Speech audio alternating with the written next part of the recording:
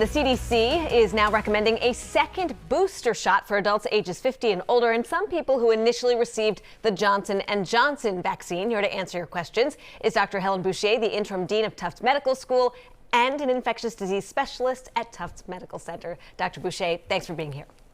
Nice to see you, Erica. All right, Dr. Boucher, so people aged 12 and older who are severely immune deficient can already get a second booster shot. So why is the CDC now expanding eligibility for a second booster to pretty much all older adults, even ones who are in good health? Well, Ben, there are at least two reasons. So one is this observation of waning immunity in people who've had a booster, as well as people who've been infected. The other is a concern about another blip or worse due to the BA.2 variant or another variant. So some uncertainty about what's to come and waning immunity are both driving this recommendation. Okay, so the CDC has also new advice now for people who received the J&J vaccine. What do they need to know about another shot? Yeah, so this is important. Data today released suggests that mixing and matching is good. So that if you started with the J&J vaccine, you will benefit from a booster with an mRNA vaccine, that's Pfizer or Moderna. And that is important, I think, for people to know. And I think the other observation is that vaccination with the mRNA vaccines appears to be better overall than with the J&J vaccine. So if you have not yet been vaccinated, you might want to start with the mRNA vaccine. But what they're saying here is if you got J&J initially and you got a J&J booster, I don't know how widely available that was, you can go get a third shot, correct? Yes, that's also true, Ben. It's an option. It's not a definite recommendation. So I would recommend that if you're in that department, you talk to your physician about what's best for you. All right, so what can you tell us about dosing here and possible side effects of getting a third or a fourth dose of the vaccine?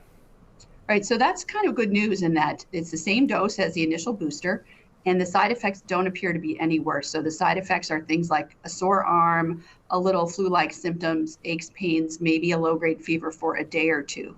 So those are quite minor in comparison to getting severely ill or worse with COVID.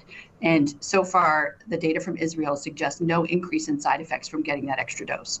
Okay, well, Dr. Boucher, you have shared with us that you are comfortable with us asking this. So we do know you received 2 doses of Pfizer plus a booster, and you've told us you're over 50. So how will you decide whether or not to get this 4th dose?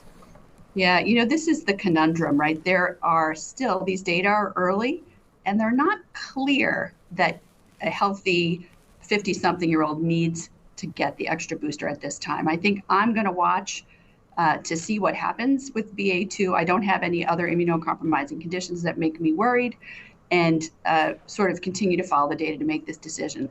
I think the takeaway is that if you are immunocompromised or you have a lot of risk factors, or you're particularly concerned about what's to come, it's safe and absolutely an option to get that extra booster now. And Dr. Boucher, just while we have you, I mean, we have noticed that the wastewater has ticked up slightly, maybe because of BA.2. Cases have gone up slightly because of BA.2, but hospitalizations still appear to be in pretty good shape. Is that your experience at Tufts?